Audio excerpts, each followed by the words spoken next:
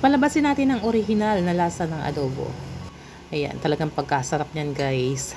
Ito yung ating mga gagailanganin. Pork kasim yan para madaling lumambot. Sinamahan ko pa rin ng buto-buto para mas malasa ng gusto yung ating gagawing adobo. At ito, minamarinate natin sa soy sauce. Mga 1/3 cup lang yan ng toyo. Ganun na rin yung karami yung suka.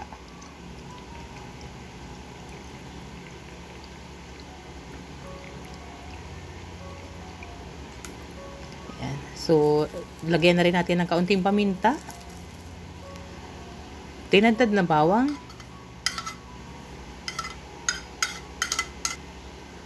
At maglalagay ako ng 2 kutsara ng asukal. So, hahaluin lang natin. So, malinis yung kamay ko ha. Nagugas ako.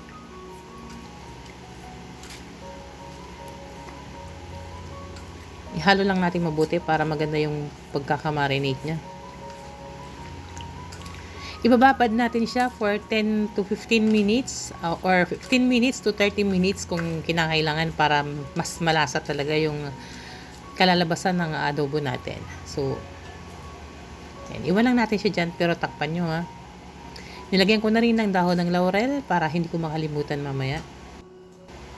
Okay, simulan natin pagluluto guys. Dito sa kuwali o ilalagay itong marinate natin na karne ng baboy.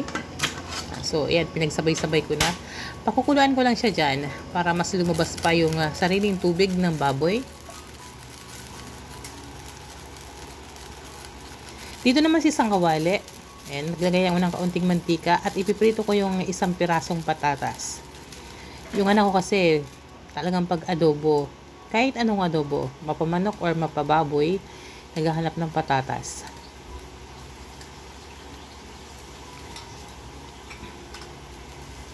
So, ipiprito ko lang siya ng bahagya.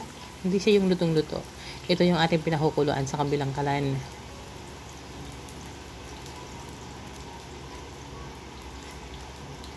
So, ayan. Babalik na rin lang natin. Hindi natin kailangan lutong-luto yung patatas. Bahagyang luto lang.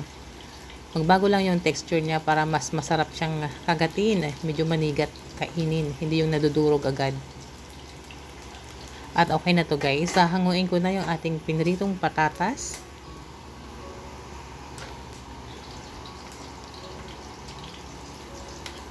Dahil flat yung pagkaka-slice ko, mahirap hanguin tuloy. Ayan, madulas. Okay, iwan lang natin yung kawali dyan. Kailanganin pa natin mamaya. So, kailangan ko lang haluin tong pinakukuluan natin na baboy. Patutuyuin lang natin to ng bahagya para mas maglasa pa talaga yung ating karne.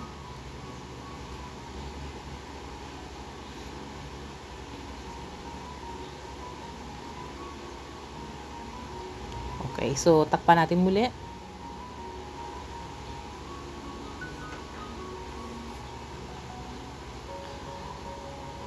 Ayan, so kung napapansin nyo, kaunti na lang yung marination kanina, no? Nagtubig pa yan. Halos tuyo na din. Kaya okay na to, papatayin ko na yung kalan. So dito naman tayo balik sa kabilang kawali. Ito yung pinagprituan ko ng patatas kanina. Igigisa ko yung bawang. Mas maraming bawang, mas masarap. Kung napapansin nyo yung minarinate ko kanina, may bawang na, no? So, another bawang ulit, oh. Hintayin lang natin magbago yung kulay para lumabas yung bango talaga ng bawang. Dahil mahilig kami sa may kaunting anghang, so tinadtad ko yung 2 pirasong sili ng labuyo. Sinabay ko na sa pagluluto ng bawang. Ganun na rin yung dahon ng laurel. Ay, hindi pala. Pamintang buo. Pamintang buo yan. Hindi yung crack. Sinabay ko na sa pagpiprito ng bawang. Ang adobo talaga, bawang lang kailangan, no? Saka paminta. Pero parang malulungkot yung bawang pag walang sibuyas. Kaya nagagamit ako ng sibuyas.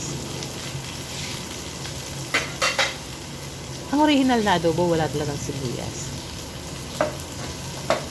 Pero tested naman natin na masarap din pag may sibuyas. Yan. So, hintayin lang natin na maluto yung sibuyas para lumabas talaga yung aroma niya.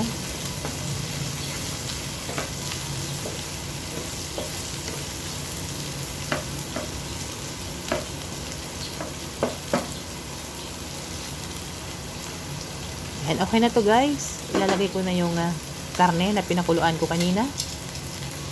Pero iiwan ko yung sarsa. Ayan, kaya isa-isahin ko siyang ilalagay dito. Itotostado ko siya ng bahagya sa mantika kasama ng bawang at sili na may kaunting sibuyas.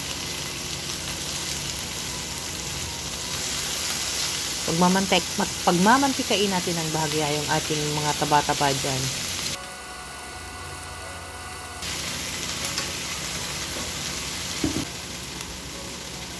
Hindi ko na muna siya ihahalo. Tatakpan ko lang siya dyan hanggang sa matostado ng bahagya yung ating karne.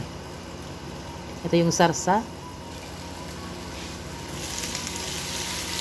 So, ihalo lang natin. Huwag niyo tatapon yung sarsa ha. Kailangan pa yun.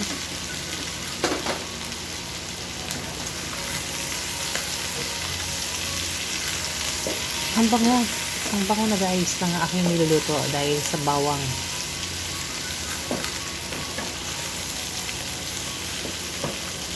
Totostado lang natin itong bahagya. So, isa pa. Tatakpan pa natin muli.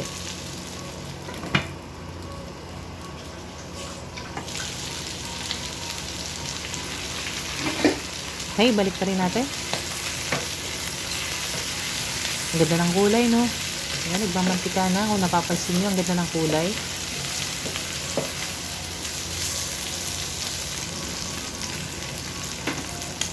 Okay, takpan pa natin. Another 2 minutes. At ito na guys, ilagay na natin yung sarsa kanina. Sabay na natin sa papakulo. Patuyuin natin ito ng bahagya.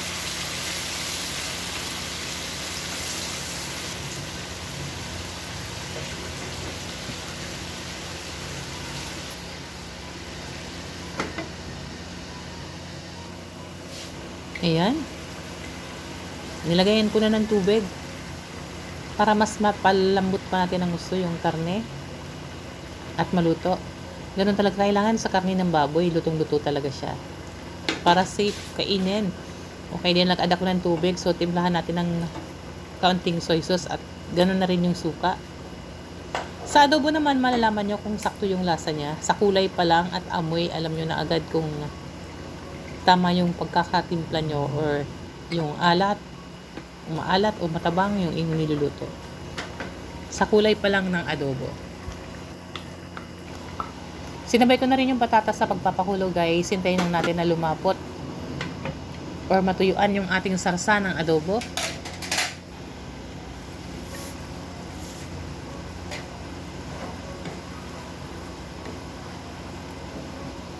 Ayan, halos luto na yung ating adobo guys. Naku, pagkasarap nito. Luto na lahat. Malambot na.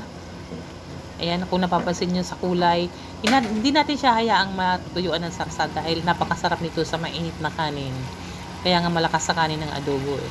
So, sana nagustuhan nyo yung ating recipe sa ngayon guys. Pagkasarap-sarap ng pagkakaluto ng adobo.